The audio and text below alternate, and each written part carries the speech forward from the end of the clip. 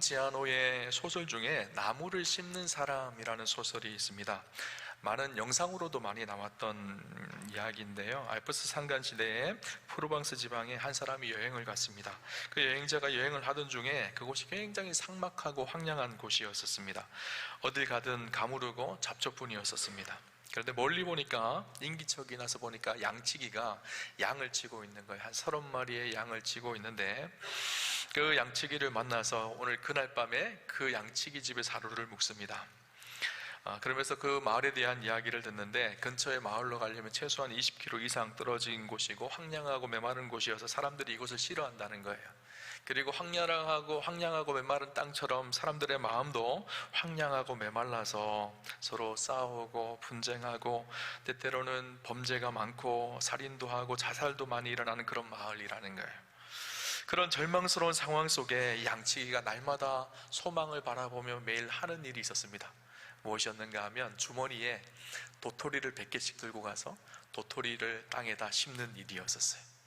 땅을 파서 황량하지만 그곳에 도토리를 심고 그곳에 물을 주고, 그렇게 매일 100개씩 심은 그 도토리가 3년 동안 10만 개의 도토리가 되었고, 그 중에 2만 그루가 싹이 나고 그 중에 1만 그루가 자라기 시작했습니다.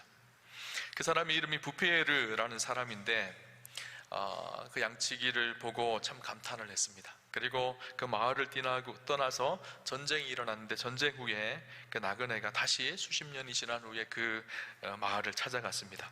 부페르라는 사람은 죽었을 거라고 생각을 했는데, 그가 나이가 늙어서 그 자리에 그대로 있는 거예요. 그때도 여전히 그는 도토리를 주머니에 넣어가지고 와서 땅에다가 도토리를 계속 심었습니다. 그런데 그곳에 놀라운 일이 일어났습니다. 수십 년생의 참나무가 자라기 시작했고, 나무들 주변에 꽃도 피고 포도나무도 자라고, 수십 년이 지났지만 나무를 또 심고 또 심고, 그렇게 해서 그곳에 숲이 우거지기 시작했던 거예요. 너무너무 놀랍고 경이로웠던 것입니다.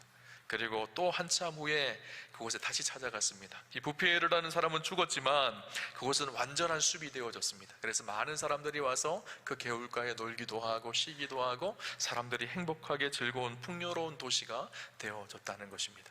그러면서 그 영상에 보면 이런 이야기가 나옵니다. 그 모습을 본 그 나그네의 고백입니다. 단 한 사람이 오로지 자신의 몸과 마음으로 사막을 이런 가나안 땅이 되게 한 것을 생각할 때, 난 한 인간의 운명이 참으로 놀라운 일을 이룰 수 있다는 것을 발견한다. 이런 결과를 이루기까지 그의 열정적인 결단과 헌신을 보며 하나님이 하실 수 있는 그 일을 해낸 이 글자도 모르는 시골 농부를 향한 존경심으로 가득 차게 되어진다. 여러분, 묵묵히 씨앗을 심는다라는 것은 현실을 바라보면 적막하고 소망이 없어 보이지만, 그 소망 없는 그곳에 묵묵히 씨앗을 심는다라는 것은 참으로 쉽지 않은 일입니다. 그런데 누군가가 묵묵히 그곳에 씨앗을 심어갈 때 그것은 숲이 우거지는 것이죠. 나라와 민족을 바라볼 때 캄캄합니다. 어쩔 때는 암울해 보이기도 합니다. 그런데 우리가 기억해야 될 사실이 있습니다. 믿음의 사람들은 눈물로 씨를 뿌리는 사람들이라는 사실이에요. 하나님이 없는 사람들은 그 황무함 속에서 절망하지만, 하나님의 사람들은 꿈을 꾸고 소망을 보는 사람들이 하나님의 사람들인 것이죠. 오늘 성경에 보면 보이지 않는 캄캄한 유다의 민족의 현실 앞에서 기도로 눈물로 씨앗을 심고 헌신을 심었을 때 열매를 맺게 하는 한 사람 인생의 이야기가 기록되어져 있습니다. 바로 느헤미야라는 사람입니다. 여러분, 기원전 922년에 이스라엘은 남북으로 나누어집니다. 북이스라엘과 남유다로 나누어지죠. 북이스라엘은요, BC 722년에 아수르에 의해서 멸망을 당합니다. 이 아수르는요, 북이스라엘을 점령하고 수도였던 사마리아에 이방 사람들을 데리고 와서 혼혈 정책을 펴니다. 이스라엘의 전통성을 무너뜨리기 위해서 결혼을 다른 민족과 하게 합니다.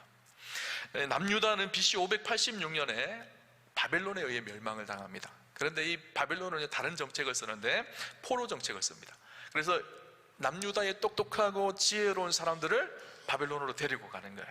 그곳에서 교육을 해서 자기 나라와 민족을 위해서 쓸 수 있도록 그렇게 포로 정책을 쓰죠. 그때 끌려갔던 사람이, 대표적인 사람이 누구죠?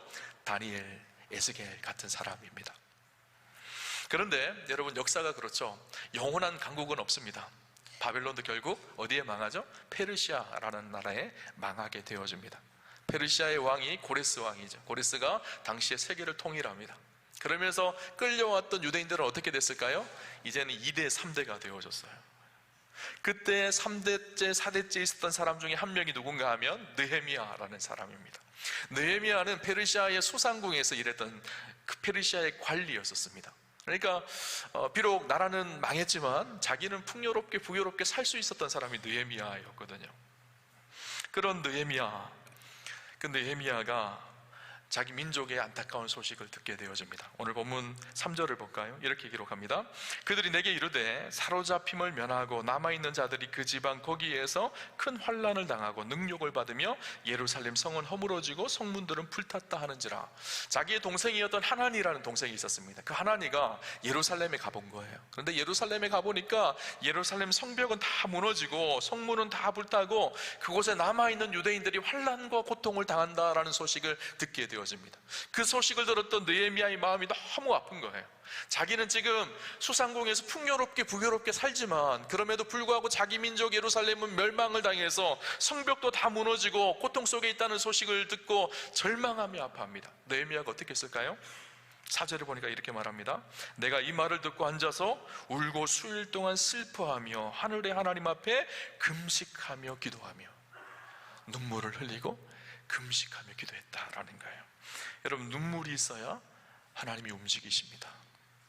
하나님은 우리의 눈물을 보신 분이다. 여러분, 스스로 한번 질문을 던져보셨으면 좋겠어요. 여러분, 언제 울어보셨나요? 무엇 때문에 울어보셨나요? 우리는 다양한 이유로 눈물을 흘립니다. 그런데 하나님 나라 때문에 눈물을 흘려보셨나요? 하나님의 말씀을 떠나 죄악 속에 거하며 그 죄악 속에 거하는 연약함과 죄됨 때문에 눈물을 흘려보셨나요? 느헤미야는 자기 민족, 하나님의 구원 역사를 이렇게 가야 될 하나님 나라의 민족인 예루살렘의 멸망과 그 성벽이 무너지고 고통 속에 있는 자기 민족을 보며 눈물을 흘리며 기도하였습니다. 많은 사람들이 그렇게 생각합니다. 예전에 연예 프로그램에 복불복하는 거에 보니까 나만 아니면 돼 그러더라고요. 나만 아니면 돼, 나만 괜찮게 잘 살면 되지, 나만 부유하게 살면 되지, 나만 안전하게 살면 되지, 느헤미야도 충분히 나만 아니면 돼, 그렇게 살 수 있었던 사람이에요. 그런데 자기 민족의 아픔을 보며 눈물을 흘리며 거룩한 부담감을 가지기 시작합니다. 그리고 민족을 위해서 눈물로 기도하죠. 거룩한 열정, 거룩한 부담감. 하나님은 이 거룩한 부담감이 있고 거룩한 열정이 있는 사람들을 사용하십니다. 여러분, 우리가 어떤 일들을 할 때 그것에 대한 거룩한 부담감이 생긴다면요, 그것이 우리의 사명이라는 사실을 기억해야 돼요. 교회 학교에 우리 어린아이들을 바라보며 저 아이들이 말씀 가운데 자라야 되겠다라는 막 거룩한 부담감이 생기면 그 아이들을 말씀으로 양육해야 될 사명이 우리 안에 있는 거죠. 그죠? 대부분 우리의 기도는 그렇지 않나요? 자녀의 문제, 물질의 문제, 나의 상황과 환경 속에 갇혀져서 그것을 바라보며 기도할 때가 얼마나 많은지 모릅니다. 그러나 오늘 2026년 저와 여러분이 대한민국 땅에 살아가고 있다는 것은 저 북녘 땅을 위해서, 또 나라와 민족을 위해서 기도해야 되는 거룩한 부담감이 있다는 사실을 우리가 기억하여야 합니다. 여러분, 오늘 느헤미야가 한번 그러면 구체적으로 좀 어떻게 기도했는지를 봅시다. 그럼 우리가 어떻게 기도해야 될지 한번 좀 생각해 보면 좋겠다라는 마음이 들어요. 첫 번째, 느헤미야의 기도는요, 비난이 아니라 민족의 죄악을 자신의 문제로 품고 기도하였던 것을 보게 되어집니다. 오늘 6절 하반절과 7절을 볼까요? 이렇게 기록합니다. 나와 나의 아비집이 범죄하여 주를 향하여 심히 악을 행하여 주의 종 모세에게 주께서 명하신 계명과 율례와 규례를 지키지 아니하였나이다. 이스라엘이 멸망한 이유가 무엇일까요? 유다가 멸망한 이유가 무엇일까요? 유다가 힘이 없어서 멸망했을까요? 느헤미야는 그것이 아니라는 거예요. 우리의 죄악 때문이라는 거예요. 그런데 놀라운 고백을 합니다. 이 죄악이 어떤 죄악이라는 거예요? 나의 죄악이라는 거예요. 나와 나의 아비집의 죄악이라는 거예요. 사실 남유다가 멸망했을 때는 언제죠? 이 느헤미야가 태어나기도 100년 전의 사건이에요. 그러면 원망하며 불평하며 우리의 선조들이 잘못해서 이렇게 되었습니다. 충분히 이렇게 말할 수 있음에도 불구하고 이 죄악을 나의 죄악으로 끌어안고 눈물로 기도하는 느헤미야의 모습을 보게 되어지죠. 여러분, 이것이 느헤미야의 기도의 방식이었고 또 성경에 나오는 수많은 믿음의 지도자들의 기도의 방식이었습니다. 민족의 죄악을, 공동체의 죄악을 자신의 죄악으로 끌어안고 눈물로 회개하며 기도했던 믿음의 사람들. 여러분, 다니엘을 볼까요? 다니엘도 같은 이 포로로 끌려왔던 시대의 사람이었죠. 그도 얼마든지 왕궁에서 평안함을 누리며 살 수 있었던 사람이에요. 우리가 잘 아는 것처럼 다니엘은 거룩한 사람입니다. 왕의 진미를 거부하고 하루에 3번씩 예루살렘을 향해서 기도하며 거룩하게 살았던 다니엘. 그런데 그 다니엘이 자기 민족을 바라보며 어떻게 기도하는가 하면 다니엘 9장 5절에 보면 우리는 이미 범죄하여 패역하며 행악하며 반역하며 주의 법도와 규례를 떠났사오며 우리라는 말을 씁니다. 그 속에 나도 포함되어져 있다라는 거예요. 에스라는 어떻게 기도했을까요? 자기 민족의 죄악을 끌어안고 수염을 뜯으면서 눈물로 통회하며 옷을 찢으며 그 죄악이 자기의 죄악으로 끌어안고 기도했던 에스라. 수많은 믿음의 사람들의 기도가 그랬습니다. 수많은 믿음의 지도자들의 기도가 그랬습니다. 오늘 우리가 느헤미야를 통해서 바라봐야 될 지도자의 모습이 바로 그런 모습이에요. 내가 한 것도 아닌데 저 사람들이 잘못한 건데 우리는 늘 그렇게 이야기하죠. 상황과 환경을 바라보며 불평하고 비난하기에 바쁩니다. 그러나 우리가 진짜 가져야 될 것은 어떤 마음일까요? 죄악을 나의 죄악으로 끌어안고 주체적으로 하나님 앞에 나아가 기도하는 거예요. 오늘날 정치하는 분들을 볼 때마다 참 마음이 아플 때가 있어요. 비난하기에 너무 바쁩니다. 서로를 향해서 극심하게 비난을 합니다. 그러면서 그것에 대해서 책임지려고 하는 사람들은 아무도 없습니다. 여러분, 진짜 지도자는요, 그 죄악을 나의 죄악으로 품고 주체적으로 그것을 책임지는 사람이에요.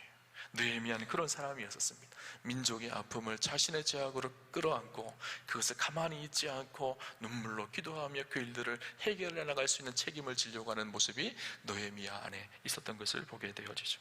건강한 지도자는요, 책임을 질 줄 알고 나의 문제를 여기고 살아가는 사람이 건강한 지도자인 것이죠. 두 번째 느헤미야의 기도는요, 느헤미야는 하나님의 언약의 약속을 붙잡고 기억하옵소서라고 기도합니다. 9절을 볼까요? 이렇게 기도합니다. 만일 내게로 돌아와서 내 계명을 지켜 행하면 너희 쫓긴 자가 하늘 끝에 있을지라도 내가 거기서부터 모아 내 이름을 두려고 택한 곳에 돌아오게 하리라 하신 말씀을 이제 청컨대 기억하옵소서. 주님, 기억해 주십시오. 어떤 것을 기억해 달라는 거예요? 하나님의 긍휼하심과 은혜를 기억하고 있는 거예요. 우리가 하나님 앞에 돌아오기만 하면 하나님께서 우리를 구원하시고 새롭게 하실 것을 바라보며 하나님 기억하여 주옵소서, 그렇게 기도하고 있는 것이죠. 여기서 기억하옵소서라는 단어가요, 히브리어로는 자카르라는 단어입니다. 이 자카르라는 단어는 의미가 있습니다. 하나님께서 무엇인가를 기억할 때 자카르라는 단어를 쓰는데, 하나님이 기억하실 때는 반드시 기억을 통한 구원의 행동이 담겨져 있습니다. 하나님께서 단순히 기억만 하시는 것이 아니라 기억하셔서 건져내시고 구원하시는 역사가 반드시 자카르의 역사 속에 나타나는 거예요. 하나님이 기억하셨다라는 것은요, 그냥 내가 생각할게 이게 아니에요. 기억하셨기에 우리를 건져내시고 구원하신다라는 의미가 그 속에 담겨져 있는 거예요. 성경에 보면 이런 이야기들이 많이 기록되어 있습니다. 창세기 8장 1절에 보면 홍수 중에 하나님이 노아와 그와 함께 방주에 있는 모든 들짐승과 가축을 기억하사 하나님이 바람을 땅 위에 불게 하심에 물이 들었고, 하나님께서 노아를 기억하셨습니다. 하나님께서 기억하시자 어떻게 됐을까요? 그때부터 물이 줄어들기 시작한 거예요. 출애굽기 2장 24절에 보면 이스라엘 백성들이 애굽에서 종살이하며 고통 속에 하나님 앞에 부르짖습니다. 근데 2장 24절에 보면 하나님께서 뭐라고 말씀하시는가 하면, 하나님이 그들의 고통 소리를 들으시고 하나님이 아브라함과 이삭과 야곱에게 세운 그의 언약을 기억하사, 이스라엘 백성들의 부르짖음을 듣고 기억하시니까 어떻게 하셨죠? 이스라엘을 구원하기 위해서 모세를 보내시는 구원의 역사를 시작하시죠. 하나님은 기억하십니다. 그리고 구원의 역사를 이루시는 분이 하나님이시죠. 하나님은 언약에 매여 움직이시는 하나님의 신실하심을 드러내는 단어가 자카르라는 단어예요. 여러분, 느헤미야가 지금 무엇을 근거로 기도하고 있을까요? 하나님의 약속과 언약을 근거로 기도하고 있어요. 그래서 신명기 30장 1절에 3절에 보면 너희가 돌아오면 내가 너희를 다시 모으리라는 말씀이 있습니다. 그래서 신명기 30장 말씀을 근거로 그 약속을 붙들고 기도하고 있거든요. 30장 1절에 3절에 이렇게 말합니다. 내가 내게 진술한 모든 복과 저주가 내게 임함으로 내가 내 하나님 여호와로부터 쫓겨간 모든 나라 가운데서 이 일이 마음에서 기억이 나거든 너와 내 자손이 내 하나님 여호와께로 돌아와 내가 오늘 내게 명령한 것을 온전히 따라 마음을 다하고 뜻을 다하여 여호와의 말씀을 청종하면 내 하나님 여호와께서 마음을 돌이키고 너를 긍휼히 여기사 포로에서 돌아오게 하시되 내 하나님 여호와께서 흩으신 그 모든 백성 중에서 너를 모으시리라. 너희가 돌아오면, 너희가 회개하고 돌이키고 하나님 앞에 돌아오면 하나님께서 약속을 주시죠. 그 약속이 무엇이죠? 너희를 다시 포로에서 돌아와서 너희를 모으리라. 이것이 하나님의 약속이었었어요. 그런데 느헤미야의 기도는요, 하나님 기억하십시오 라는 기도가 아니었었어요. 그 속에는 나도 하나님 돌아오겠습니다, 하나님의 말씀과 약속으로 범죄했던 모습에서 다시 이제는 하나님의 백성으로 온전한 모습으로 다시 회복하고 회개하고 돌아오겠습니다, 그러니까 기억해 주십시오, 이 고백이 담겨져 있는 것이죠. 하나님을 향한, 말씀을 향한 결단과 의지가 담겨져 있는 고백이 바로 기억하옵소서의 고백입니다. 하나님 기억해 주십시오. 오늘 이 기도가 우리의 기도여야 합니다.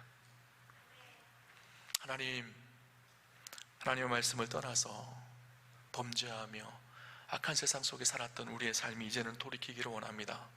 하나님께로 돌아가기로 결단합니다. 나를 기억해 주십시오. 내 안에 다시 부흥이 일어나게 해 주십시오. 하나님, 이 민족을 불쌍히 여기시고 기억해 주십시오. 과거 100년 전에 평양 대부흥 사건이 있었던 저 북한 땅, 지금은 공산주의로 폐허가 되어졌지만 우리가 다시 돌이켜서 기도합니다. 하나님 기억해 주십시오. 남한 땅, 교회는 많이 세워졌지만 세속주의와 음란과 악함에 물들어서 점점 하나님을 떠나가는 이 땅, 우리가 다시 주님 앞에 돌아갑니다. 기억해 주십시오. 그 기도가 느헤미야의 기도였던 거예요. 여러분, 우리의 기도가 그렇게 되기를 주님 이름으로 축원합니다. 마지막 세 번째 느헤미야의 기도는요, 느헤미야는 응답이 더딜지라도 하나님의 때를 기다리는 기도였습니다. 여러분, 느헤미야가 이 기도를 하고 있을 때 그의 형편을 봅시다. 페르시아의 수상궁에 있으면서 아무것도 할 수 없어요. 예루살렘과 페르시아는요 엄청난 거리입니다. 그곳에서 뭐 할 수 있는 것이 아무것도 없었던 느헤미야, 그냥 기도를 하고 있는데 이 기도가 무슨 능력이 있을까, 이런 생각이 들지 않아요? 여러분 그렇지 않나요? 내가 열심히 기도를 하는데 이 기도가 도대체 응답이 되어지나, 이런 생각이 들 때가 있지 않나요? 느헤미야가 기도합니다. 그런데 오늘 11절을 보니까요, 하나님의 시간이 차니까 하나님의 역사의 시간이 도래합니다. 11절 볼까요? 이렇게 기록합니다. 주여 구하오니 귀를 기울이사 종의 기도와 주의 이름을 경외하기를 기뻐하는 종들의 기도를 들으시고 오늘 종이 형통하여 이 사람들 앞에서 은혜를 입게 하옵소서 하였나니 그때에 내가 왕의 술관원이 되었느니라. 그때의 시간이 찾아왔다라는 거예요. 하나님 앞에 기도하니까 하나님께서 느헤미야를 왕의 술관으로 세우는 그때의 시간이 되었다라는 거예요. 여러분, 왕의 술관원은 어떤 사람인가 하면요, 왕의 술을 다 관리하는 사람이, 그래서 왕의 술이 독이 들었는지 안 들었는지를 관리하며 책임지는 사람입니다. 그래서 왕이 가장 신뢰할 수 있는 사람을 세웁니다. 그리고 왕과 함께 술자리에서 국정을 논할 수 있는 그런 자리가 왕의 술관원입니다. 지금으로 하면 장관급 되는 사람이죠. 느헤미야가 기도하였습니다.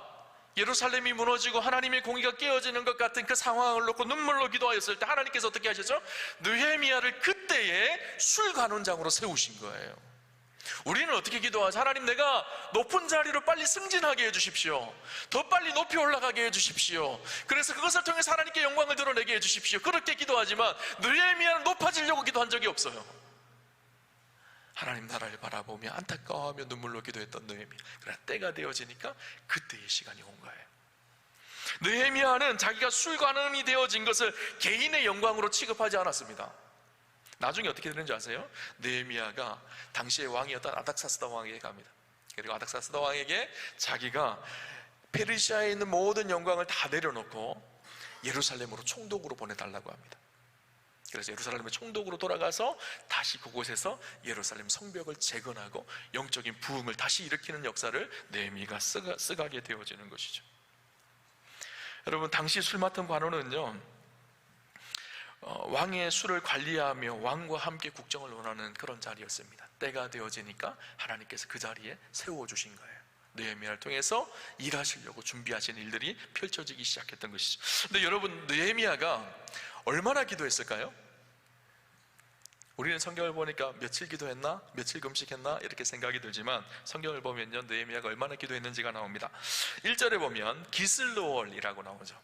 느헤미야가 하나님 일을 통해서 예루살렘이 지금 고통 속에 있다, 어려움 속에 있다, 성벽이 해파되어지고 어려움 중에 있다라는 소식을 들었을 때가 기슬로월입니다. 기슬로월은요, 바벨론역인데 11월, 12월, 우리로 따지면 11월, 12월이에요. 그리고 하나님의 응답이 있습니다. 그때의 시간이 왔습니다. 그때의 시간은 언제인가 하면 2장 1절에 가면 니산월이라고 나옵니다. 니산월은요 4월, 5월 4월 이렇게 되어집니다. 그러니까 몇 개월이죠? 4개월, 5개월이 지났어요. 느헤미야가 즉시 응답을 받은 것이 아닙니다. 이것이 이루어질지도 소망도 보이지 않았습니다. 그러나 계속 기도하던 중에 4개월, 5개월이 지나서 그때의 시간이 찾아온 거예요. 카이로스, 하나님이 일하시는 역사의 시간이 찾아온 것이죠. 여러분, 우리가 기도할 때 기도 응답이 바로 있으면 좋을까? 얼마나 좋겠어요. 때때로 4개월이 걸리기도 하고 5개월이 걸리기도 합니다. 아니, 때때로 40개월이 걸리기도 하고 50개월이 걸리기도 하고, 아니 40년이 걸리기도 하고 50년이 걸리기도 합니다. 그러나 기도의 분량이 채워지면 하나님의 그때의 시간이 반드시 있습니다. 하나님은 기도의 사람을 그렇게 쓰시는 것이죠. 여러분, 우리가 기도하면 낙심하지 않으셨으면 좋겠어요. 응답되지 않는 것 같아서 절망이 찾아올 때가 얼마나 많은가. 누가복음 18장에 보면 예수님께서 기도하면 낙심하지 말 것은 하며 비유를 통해서 설명하시죠. 너무나 고통당하는 한 과부가 있었어요. 자기가 이 불의한 일을 당하면서 고통스러워서 재판관을 찾아갑니다. 그런데 재판관이 불의한 재판관이에요. 들어주지를 않는 거예요. 그러니까 이 과부가 어떻게 하죠? 또 찾아가고 또 찾아가고 또 찾아가고. 그러니까 나중에 어떻게 되죠? 불의한 재판관이 귀찮아서 들어준 거예요. 그러면서 예수님께서 뭐라고 말씀하시는가 하면 이렇게 말씀하시죠.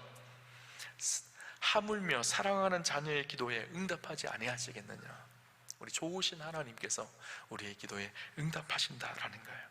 갈라디아서 6장 9절에 보면 우리가 선을 행하되 낙심하지 말지니 포기하지 아니하면 때가 이름에 이루리라 거두리라 그렇게 말씀하세요. 우리의 기도의 씨앗이 심겨지면요, 때가 되어지면요, 반드시 거두는 그때가 있습니다. 현실을 바라보면 암울할 수도 있습니다.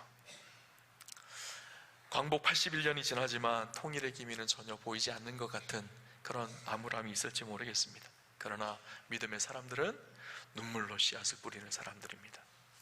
여러분, 우리가 세상 사람들과 다른 것이 있습니다. 우리는 하나님이 계시다는 사실을 믿고 하나님이 기도하는 우리의 기도를 들으신다는 사실을 믿고 그렇게 우리를 세워서 하나님이 일하시는 하나님이시라는 사실을 믿는 분이시죠. 믿는 사람들이죠. 하나님께 저와 여러분을 지으셨습니다. 저와 여러분 인생을 향한 놀라운 계획을 가지고 계십니다. 한 사람도 그저 그런 인생이 없습니다. 우리를 향하신 하나님의 뜻과 계획이 있습니다. 그 사실을 신뢰하기에 믿음으로 기도하며 눈물로 씨를 뿌리면 때가 되어지면 그 열매를 거두게 하실 그 하나님이시라는 것을 신뢰하는 것, 이것이 믿음의 사람들의 자세인 것이죠. 오늘 우리 우암교회 성도님들, 오늘 평화통일을 주일을 보내면서 우리가 나라와 민족을 위해서 또 민족의 통일의 역사를 위해서 함께 기도하는 은혜가 있었으면 좋겠고요. 또 우리 안에 기도의 부흥, 놀라운 하나님의 역사의 부흥이 일어나는 그런 축복이 있었으면 좋겠습니다.